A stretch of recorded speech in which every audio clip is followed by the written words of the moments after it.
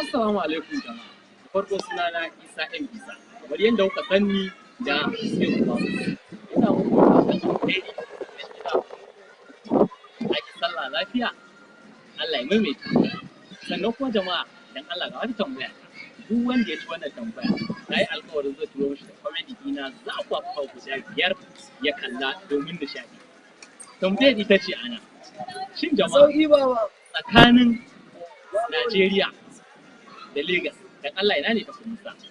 Sannan kuma tsakanin Najeriya da Afirka dan Allah ina ne ta fi nisa? Wanda ya samu da tambayar ka a daidai a yi turanci.